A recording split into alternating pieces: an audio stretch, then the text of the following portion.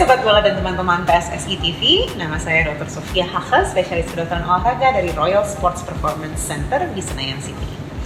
Di masa pandemi Corona atau COVID-19 ini, melakukan latihan fisik di rumah hukumnya tetap wajib, terutama untuk teman-teman atlet nih. Teman-teman pasti sudah mendapatkan program latihan fisik dari tim pelatih fisik. Nah, apa saja yang perlu diperhatikan dan perlu dihindari akan kita bahas berikut ini. Meskipun melakukan latihan fisik di rumah, alat dan atribut olahraga yang dipakai harus tetap sesuai.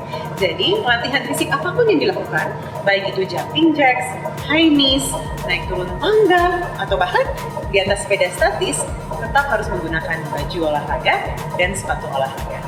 Kenapa? Karena dengan menggunakan baju olahraga dan sepatu olahraga, kita sebenarnya melakukan dua hal. Satu, mencegah terjadinya cedera, dan meningkatkan efisiensi olahraga.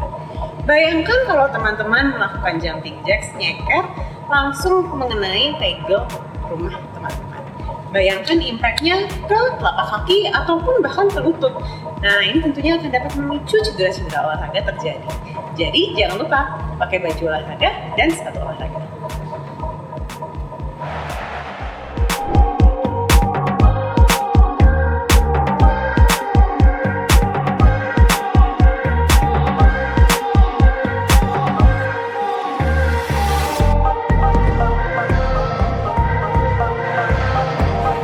Bicara tentang latihan fisik, maka kita juga bicara tentang latihan kardio. Latihan kardio ini adalah latihan untuk meningkatkan performa jantung dan paru, dan penting untuk dilakukan ketika kita bicara latihan fisik. Nah, untuk teman-teman atlet profesional, tidak jarang biasanya pelatih kemudian memberikan program latihan fisik, khususnya kardio yang melibatkan lari.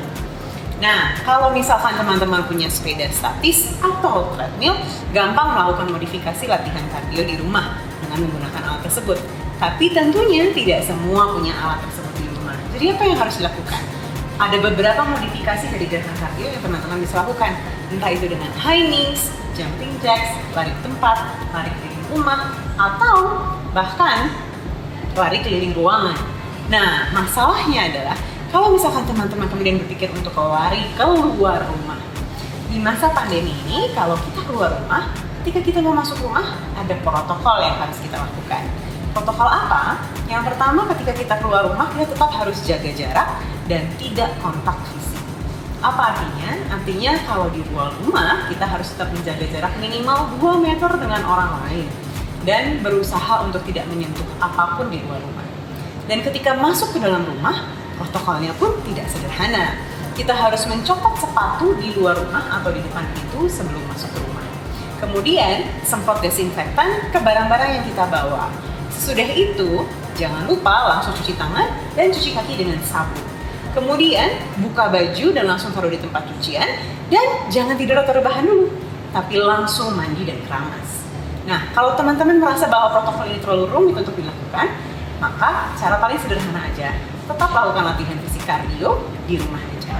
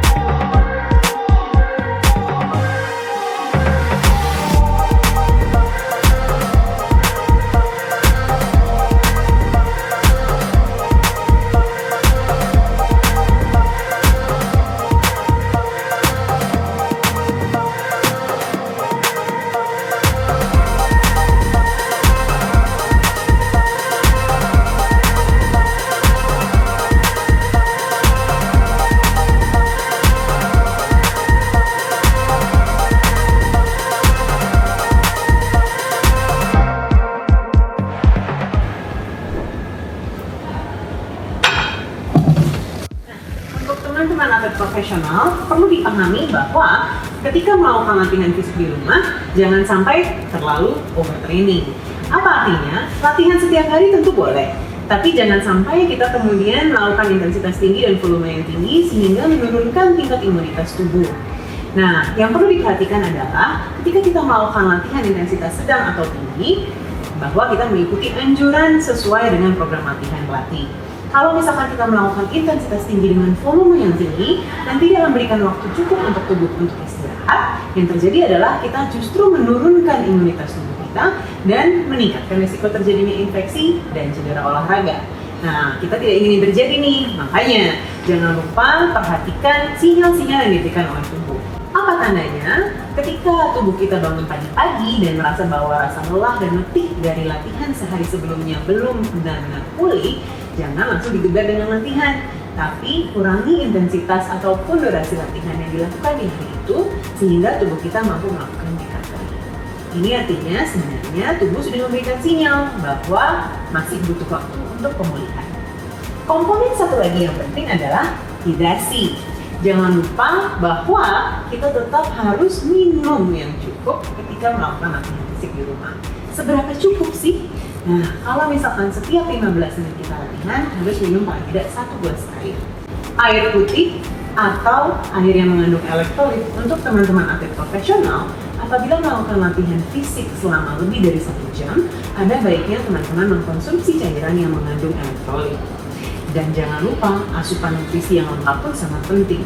Karbohidrat, protein, dan serat sangat penting ketika kita melakukan latihan fisik untuk memungkinkan terjadinya recovery.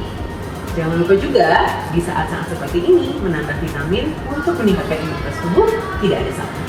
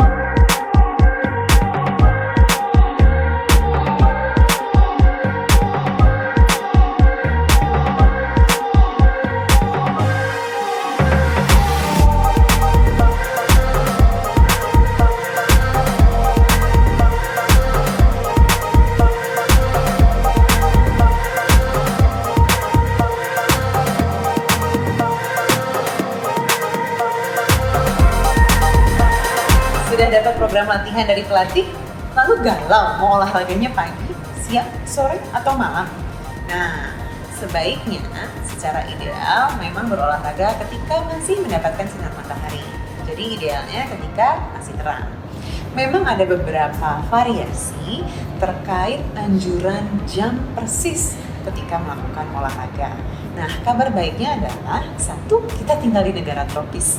2, teman-teman yang merupakan atlet profesional tentunya akan melakukan latihan fisik lebih dari 15 menit. Sehingga dalam kasus ini, jam waktu persis jadi tidak terlalu relevan karena toh teman-teman akan mendapatkan paparan sinar matahari kurang lebih selama 1 jam. Jadi, mau itu pagi, siang, ataupun sore, selama teman-teman melakukan rangkaian program latihan fisik yang diberikan oleh pelatih dan terpapar sinar matahari, sudah ideal. Ngomong-ngomong soal waktu, tidak terasa bulan puasa sudah di depan kita. Nah, terkait soal program latihan fisik yang dilakukan ketika bulan puasa, akan ada beberapa adaptasi yang mungkin harus dilakukan oleh teman-teman. Program latihan fisik sebaiknya dilakukan sesuai dengan waktu yang dianjurkan. Kapan? Waktu terbaik untuk melakukan latihan fisik ketika berpuasa adalah tepat sebelum berbuka atau kurang lebih 1 jam sebelum berbuka. Kalau misalkan teman-teman mau melakukan di pagi hari, boleh, tetapi sebelum sahur. Hindari untuk melakukan di pagi hari sesudah sahur. Mengapa? Karena tujuannya ketika teman-teman melakukan di sore hari sebelum berbuka atau di pagi hari sebelum sahur, teman-teman dapat kemudian melakukan rehidrasi atau minum dan makan untuk mengganti energi yang hilang ketika melakukan latihan fisik. Nah, untuk intensitas, jarang sekali kemudian kita akan mengubah intensitas atau mengadaptasi intensitas. Karena khususnya untuk teman-teman atlet profesional nih, intensitas biasanya akan tetap dipertahankan meskipun teman-teman puasa. Mungkin awal-awal akan ada sedikit kesulitan, jadi di awal-awal wajar kalau misalkan kita menurunkan sedikit durasi atau menurunkan intensitasnya. Tapi sudah tubuh terbiasa atau beradaptasi dengan puasa, maka sebaiknya intensitas latihan fisiknya tetap dipertahankan seperti biasa.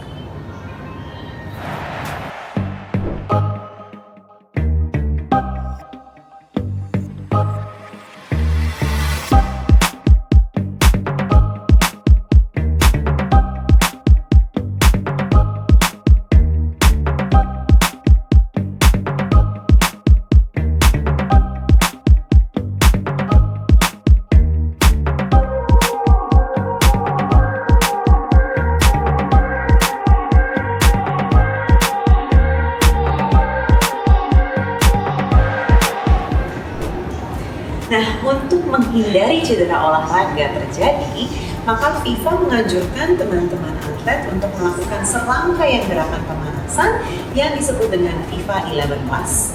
FIFA 11 Plus ini menjadi sangat penting terutama saat ini untuk dilakukan oleh teman-teman. Rangkaian dari gerakan FIFA 11 Plus ini mungkin ada beberapa yang perlu dimodifikasi. Contohnya, ketika tidak memungkinkan untuk lari di lapangan, maka teman-teman dapat menggantinya dengan gerakan kardio lain seperti jumping jacks, high knees, atau bahkan tuck jump yang tadi sempat kita bahas. Sangat wajar dan normal apabila teman-teman atlet merasa cemas ataupun agak stres dalam rangka wabah atau pandemi ini. Nah, tim Royal Sports Performance Center yang terdiri dari berbagai tenaga ahli dengan latar belakang yang berbeda-beda siap mendukung teman-teman sehingga bisa tetap berprestasi. Tim ahli kita yang terdiri dari dokter spesialis ortopedi, dokter spesialis kedokteran olahraga, dokter spesialis akupunktur, ahli gizi, fisioterapis, perawat, dan psikolog olahraga siap mendukung teman-teman bahkan sampai menyediakan konsultasi online.